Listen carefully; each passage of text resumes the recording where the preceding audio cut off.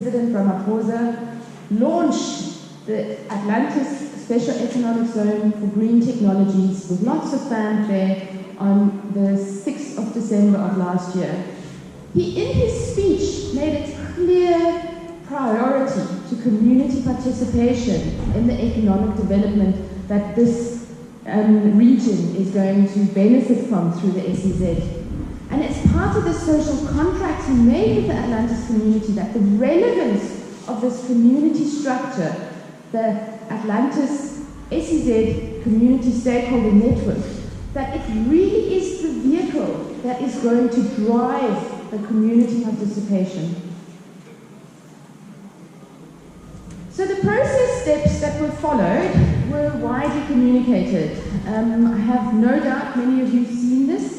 This is the infographic that was prepared, and we did a whole bunch of sessions based on this. So in total it had 2 pages, and I'll just take you in terms of what happened. So we kicked it off with information sessions. We had 5 in total in various locations that included Atlantis, Mamre, Pella, Witstrand. And I think the attendance was great in all of them, and the questions we've received, I think, also informed how we go about things. I think, as Professor Williams has said, starting this as a process, there is not that guidebook best practice that says this is what you do.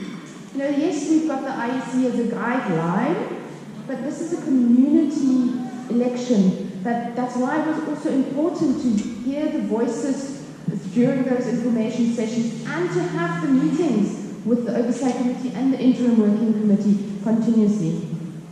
We had 30 copies of this infographic hand-delivered through a member of our team together with the support of the CDW to organizations, and this included copies of the terms of reference. We distributed this infographic through the schools. It was 10,000 flyers that were delivered at the schools to be distributed from the teachers to, from obviously the learners to their parents. We had slots on the radio, on Radio Atlantis, talking about this, on Smile. We had local newspaper press releases talking about the relevance about this. These went out in English, Afrikaans, and isiXhosa. And I think the fact that all of the meetings we had, the direct engagements we encouraged community to have, over and above the database, or rather the emails we sent directly from our database to our full database. There was a big communication campaign underway. So it was really around this, that the interest,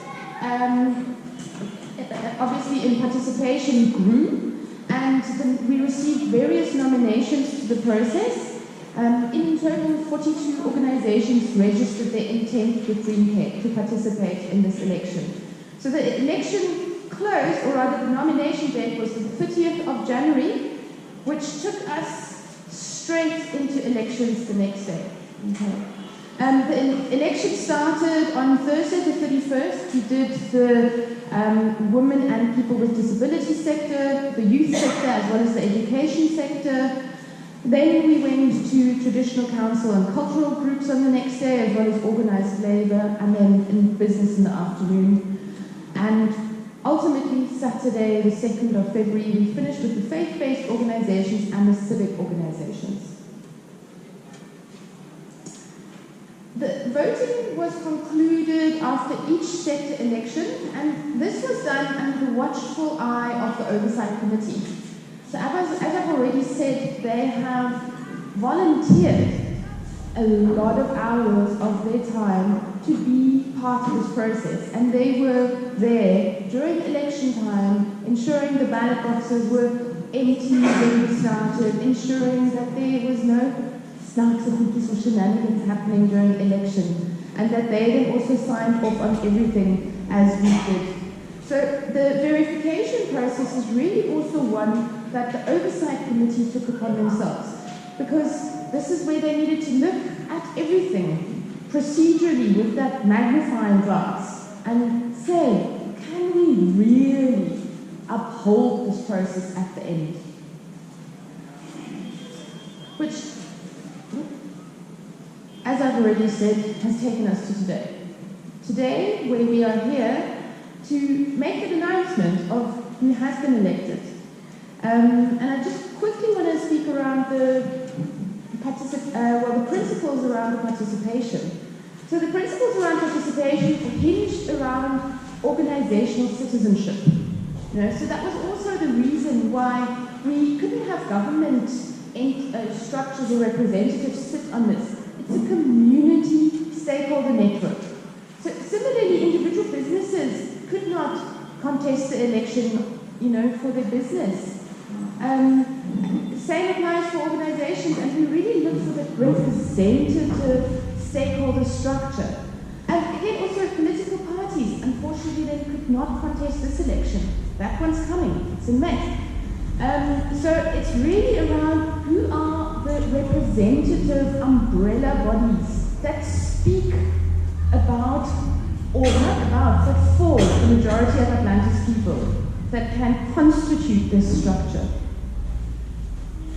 Now, that's me, but I'd like to just take a moment, and I think, especially for the people that have volunteered of their time, either being interim working committee, oversight committee, but each individual who has come to our information sessions, who has spread the word, who's asked us questions, thank you.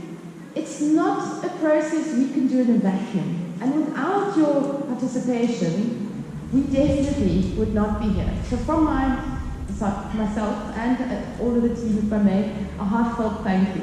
And I'd like to hand it over back to you. Okay, thank you very much. Okay, thank you very much. I just want to emphasize one or two important points. The ACZ process started already in 2010, 2011. It's been going on for a very long time. I see people like Victor and others here have been in the process for years. So the idea of establishing an ACZ didn't start a year ago. It started many years back. What is significant about what started a year ago is to get a process underway so that community, the civil society sectors within the community could have a voice within the ACZ process. And that conversation started in February of last year. And then those people who were nominated from the floor were then mandated to assist in creating a process, in creating a way in which the elections would take place for the civil society stakeholder leaders to be elected. Then in August, there was a further meeting, and there the insistence was that women must be added, and I think 5 women were then mandated to be part of that structure, so that the voice of women must also be reflected. And what is significant about the insistence in the August meeting is the recognition you cannot only have men serving on the structure. You have to reflect the truth and the reality of the whole of Atlantis. In order for this process to really work, you have to be respectful of the different kinds of ideas, the different kinds of sectors, the different kinds of voices in the community. And so that August meeting was crucial because it entrenched that principle of diversity. So before I invite the Oversight Committee to tell us whether or not GreenCape did their job correctly, and whether the things that they did were appropriate in managing the electoral process, I want to ask just one or two things, because after they have given their input, the Oversight Committee, it will be open to the floor to talk, to ask questions. Because that will be their views about what the process is, and now you will then have an opportunity to have your comments about what you heard and what you've been exposed to. I just want to ask, is it okay, because mense gaan 'n bietjie deur mekaar wees, almal wil praat. It's impossible for me to recognize 5 hands that go up. Can I just ask that I be given as the facilitator of the meeting? Because I don't know the individuals here. I don't know you. I'm not going to favor you. I'm not going to favor you because I don't know who you're connected to, what your interest is. I will just see a hand and I will respond to. can I accept that when there are 5 bands, as a facilitator, I have the right to at least say, can that person speak? And can that person speak? And once I see the points have been appropriately addressed, I will close the discussion around a particular point. Can I accept that that will be my mandate? Yes? Okay. There may be 1 or 2 people, but then this is a meeting, as somebody meeting wrong. And we're going to misbehave in the meeting. That is also means about so. It's like, you know, sorry, I'm telling a small story, not a big story, small story. My mother was diagnosed with cancer. She was on her last leg. She was going to, clear she wasn't going to last very long. So she called my uncle, and she called us also into the room. Then she said, no, Davy, wanneer hulle vir my in hy gat insit, sy moenie perform nie, because you get the uncles and the aunts, they either at a wedding or they staple it, deel mekaar en misbehave. So if there are naughty family members here who want to disrupt the communication of this important matter to the meeting, can you also tell me to ask him to please calm down and follow what the pastor said, we must respect one another. Can I accept that that's also okay? Yes. Okay. So we need to try for my role in my AAC. Okay, so here we go. Now we're going to ask the Oversight Committee to come forward. But what is crucial about them, they were given a mandate by the stakeholders in a meeting on the 15th of November. They didn't decide to arrive there on their own. They were chosen in a meeting, and they accepted them to volunteer their time free of charge, not paid. So they were not paid by anyone. You know, you pays the piper, calls the tune. Normally they say that. So they were not paid by anyone. They did it on the basis of love for community and trying to ensure that this process that has been mandated will deliver the best for the whole of the community. So I'm going to ask the members of the Oversight Committee to come forward because they now have to do their presentation. And Ursula will also. Thank you. Please give Ursula a round of applause.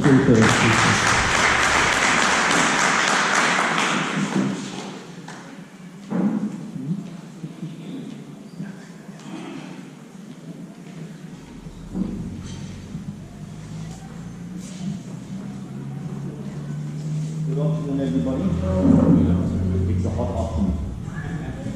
My name is Patrick Kadali. I represent with Melanie. I represent the OC committee.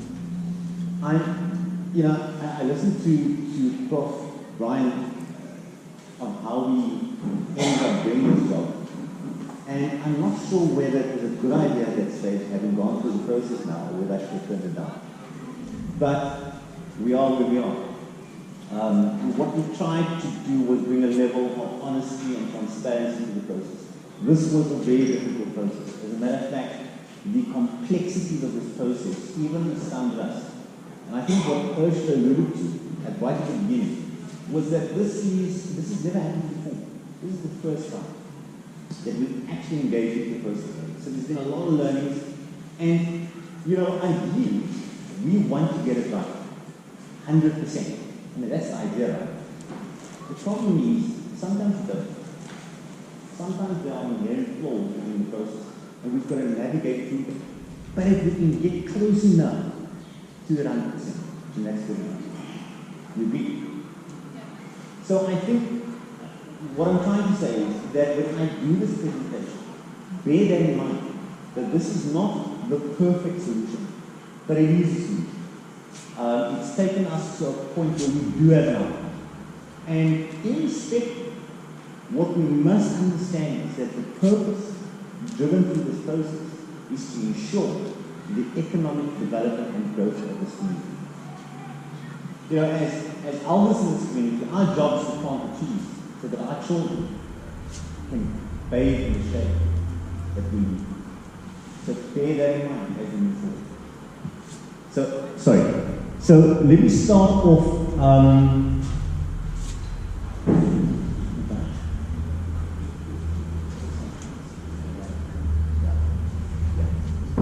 So I'm going to start with the classification of the teams, the taxonomy of the teams, and who the teams were. There were really 4 critical groups that journeyed through this process. Yes. Yeah. So we have GreenCape, and GreenCape was appointed by provincial government as the project management unit that will oversee the implementation and execution of the ASEZ process.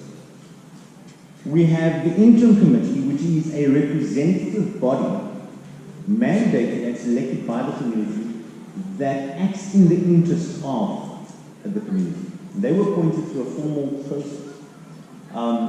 And I think, as a matter of fact, I'd like to ask the interim committee people to stand. Can I do that? Can you stand? And I do want us to give them a round of applause.